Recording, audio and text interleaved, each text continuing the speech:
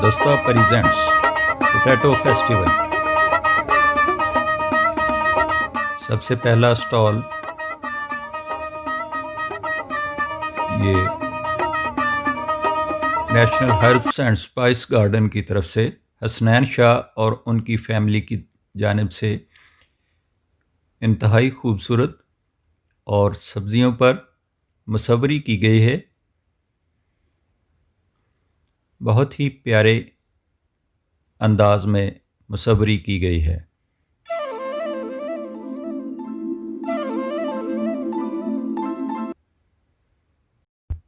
तो अगला स्टॉल है जी PGCS का ओकाड़ा से। यहाँ पर आलू की मुख्तलिफ़ अक़साम रखी गई हैं और ये अक़साम आप स्क्रीन पर भी देखेंगे और एक एक्सपर्ट की आलू की अफादियत के बारे में जनाब शहजाद बसरा साहब की आलू कहते हैं, मुश्ताक में यूसुफी कहते हैं कि ग़ीबत के बाद सबसे ज्यादा ज़ूद अज़म आलू है, चुगली के बाद सबसे ज्यादा मजेदार आलू है। ग़िज़ाइयत में विटामिन बी की अगर तो इसमें कमी है, लेकिन कच्चा आलू विटामिन सी का बहुत बड़ा सोर्स है। एक शायद आपको इस चीज का अंदाजा ना हो कि आलू के अंदर पोटाशियम बहुत ज्यादा होता है और पोटाशियम हमारी खुराक में अक्सर जगह पे हम ढूंढते रहते हैं। आमतौर पे आपके ज़हन में आता है कि बनाना या केला पोटाशियम का बहुत बड़ा सोर्स है। उसके बाद जो जिन खुराक की बात आती है उसमें से आलू भी है। आलू डाइजेस्टिव सिस्टम में इंतहाई मुआवन है। शायद आप लोगों को ना इल्म हो कि आलू एल्कलाइन पीएच में है। जो चीजें भी एसिडिक पीएच में होंगी वो तेजाबियत पैदा करती हैं, वो जिस्म में कैंसर पैदा करते हैं। कहते हैं अगर आप अपनी फूड को सारा एल्कलाइन कर दें तो आपके अंदर कैंसर सेल सर्वाइव ही नहीं करेगा। तो आलू बुनियादी तौर पे एल्कलाइन नेचर है और आलू को अगर आप स्टीम या बेक, जो पुराना तरीका था कि तंदूर च रोटियां लाने तो बाद ओदे विच आलू सुट दियो, वो आलू जो है ना वो एल्कलाइन, प्रोटीन से भरपूर, पोटाशियम से भरपूर और बेहतरीन खुराक। मसला तब शुरू होता है कि जब आलू को फ्राई करते हैं। ये असल में ये समझने वाली बात है। आलू जब फैट और पोटैटो दोनों मिक्स होते हैं, ये एक साइंस का, फूड टेक्नोलॉजी का बेसिक न्यूट्रिशन की एक बुनियादी चीज है कि जब कार्बोहाइड्रेट और फैट आपस में अगर तो जैसे वो रोटी चुपड़ने वाला हिसाब है ना, फिर वो अलग-अलग रहते हैं और सेफ है अपनी अपनी अहमियत में। लेकिन द मोमेंट आपने फ्राई किया और डीप फ्राई किया, उसकी हैयत चेंज हो जाती है। वो एल्कलाइन से एसिडिक पीएच हो गई, वो आपको डाइजेस्टर के लिए वो आप कंफर्टेबल भी नहीं रहा, उसकी न्यूट्रिशन भी बहुत ज्यादा जाया हो गई। तो जब भी आपने आलू को जब फ्राई कर लिया तो आप ये समझे कि आलू की जो असल अहमियत है ना उसको आप बहुत कम कर रहे हैं। लेकिन जब आप हांडिया में सालन के तौर पे आलू पकाते हैं तो वहां वो उस तरह फ्राई नहीं होता और उस तरह वो उसकी न्यूट्रिशन का बेड़ा गर्क नहीं होता। ये जो फास्ट फूड की सबसे बड़ी जो एक कबाहत है वो फ्रेंच फ्राइज है। अब मैं आलू का दिन है उसकी बुराइयां नहीं कर रहा, लेकिन मैं कह रहा हूँ एक बहुत अच्छी जो फूड है उसको आप गलत अंदाज में यूज करके तो अपनी सेहत का बेड़ा गर्क करना। आलू के मेडिसिनल वैल्यू भी शायद आपको पता ना हो कि आलू एंटीसेप्टिक भी है। इसका जो जूस निकाल के तो जो खास तौर पे जख्म हीलिंग जहाँ नहीं होती उसके ऊपर भी इसको यूज किया जाता है। इसके अलावा आलू का जो एक्सट्रैक्ट है, ये जो गंठिया के या जोड़ों के मरीज लोग हैं तो उसके ऊपर भी इसको यूज करते हैं, तो वहां भी ये इफेक्टिव है। दुनिया की जो बड़ी फसलें हैं उसके अंदर ये पोटैटो शामिल है, दुनिया की बहुत बड़ी फसलों में। और इस फसल की अब फ्यूचर क्या है, जो मैं एक टेक होम मैसेज आपको देना चाह रहा हूँ, जो असल में है, जिसके लिए जो चौधरी मकसूद जट साहब को भी मैं एक छोटा सा, हालांकि उनका माशाल्लाह तजर्बा, इंटरनेशनल लोकल एक्सपीरियंस, साइंटिस्टों से मिलना, जिम्मेदारों से मिलना बेपनाह है, गवर्नमेंट से मिलना, पॉलिसियों में शामिल होना, ये बेपनाह है।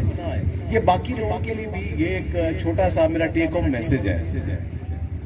आलू को अगर हम उसको टके सेर करके जिम्मेदारों को मरवाना नहीं चाहते तो आलू की बेस के ऊपर अगर आप उसका आलू का पाउडर, ड्राई पाउडर आलू का आटा बनाना शुरू कर दें, वो ग्लूटेन फ्री आटा है, इंतहाई टेस्टी आटा है और उसके अंदर कार्ब्स भी बेहतरीन शक्ल के अंदर है, डाइजेस्टिव सिस्टम बेहतर हो जाएगा, ग्लूटेन फ्री मौजूद है।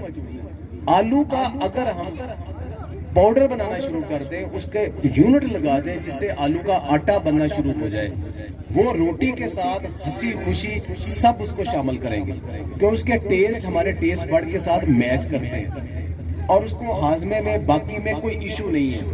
बाकी जो सुपर फूड, जो बाकी मल्टीग्रेन आटे में चीजें शामिल हो रही हैं वो सारी महंगी है। ये मल्टीग्रेन को ज्यादा टेस्टी भी बनाएगा, ग्लूटेन फ्री भी करेगा, एक्सेप्टेबल भी करेगा, एक नई इंडस्ट्री भी खोलेगा। मैं ये समझता हूँ कि आलू, बेक्ड आलू के बाद सबसे ज्यादा जो उसकी न्यूट्रिशन को अगर हम सेव करना चाहते हैं वो आलू का आटा है और दुनिया में आलू के आटे की रोटी अवेलेबल होती है।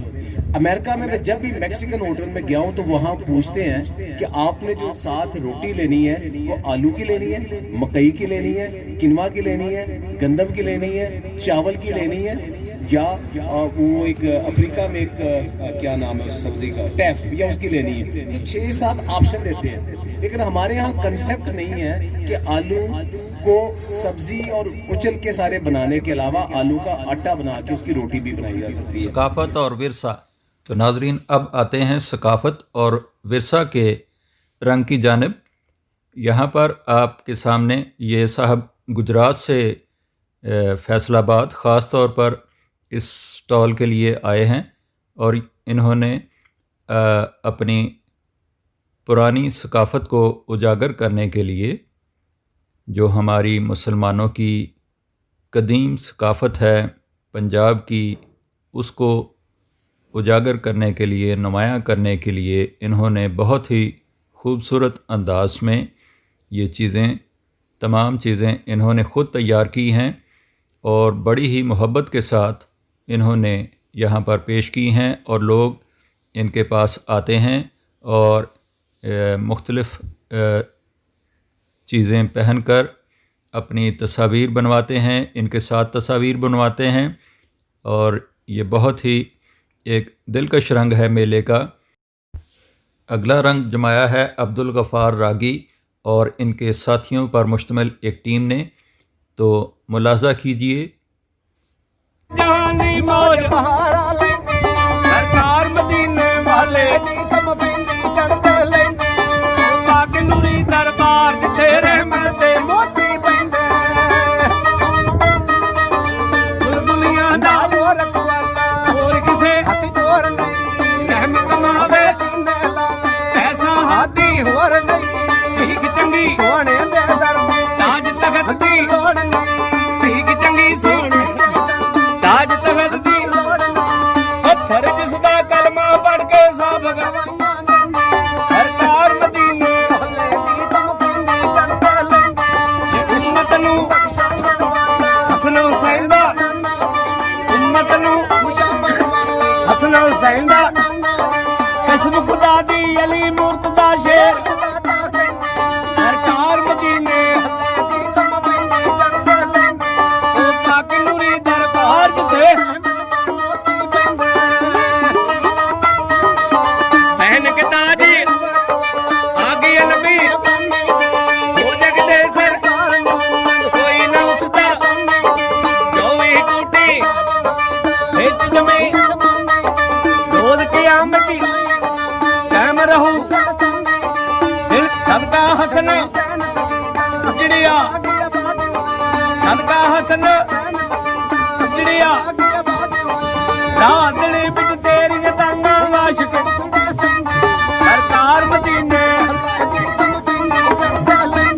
सरकार मदीने वाले दी पाक नूरी दरबार जिथे रहमत दे मोती टू यम, a name of trust and confidence. यहाँ पर बहुत ही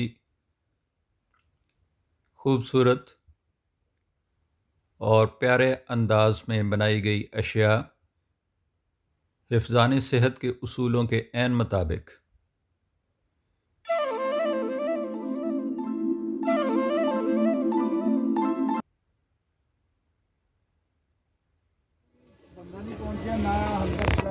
ढाबा मित्रा, ये इन फेस्टिवल्स का एक मकबूल नाम,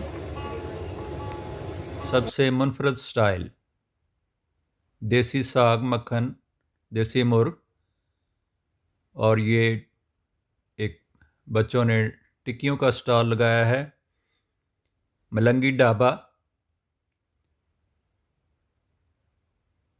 मल्टीग्रेन पराठा, आलू वाला पराठा, मूली वाला पराठा घर के बने हुए, और ये कड़ी पकौड़ा पराठे और चावल, ये अपना किचन के नाम से स्टॉल है। ये भी घर की बनी हुई अशिया यहाँ पर बआसानी दस्तयाब हैं। इसके अलावा यहाँ पर ये government college of technology Samanabad की जानिब से, ये उनके फूड डिपार्टमेंट की तरफ से फ़ीमेल स्टूडेंट्स की जानिब से लगाया गया बहुत ही प्यारा स्टॉल। यहाँ पर बेशुमार घरेलू ऑर्गेनिक अशिया तैयार करके लोगों के लिए पेश की जाती हैं। ये जो फूड डिपार्टमेंट में पढ़ने वाली स्टूडेंट्स ने ये स्टॉल लगाया है।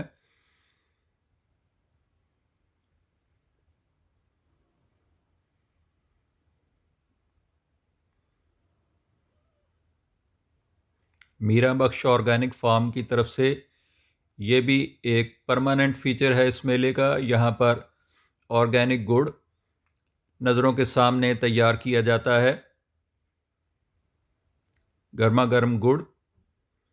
और ये है तलहा तनवीर, ये मीरा बख्श फार्म्स की जानिब से ये छोटे बच्चे ने एक स्टॉल लगाया है नर्सरी के पौधों का। बहुत ही खूबसूरत और प्यारे पौधे। और ये हैं तस्वीर मुख्तलिफ पार्टिसिपेशन सर्टिफिकेट्स वसूल करते हुए।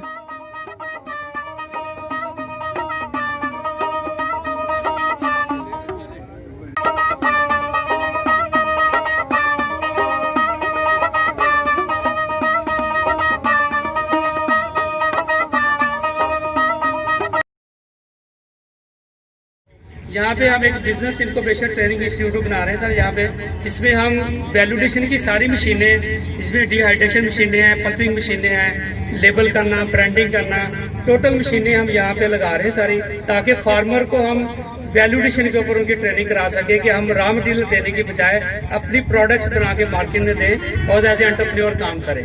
तो इससे फार्मर की जो किस्मत है वो बदलेगी, रेवोल्यूशन आएगा।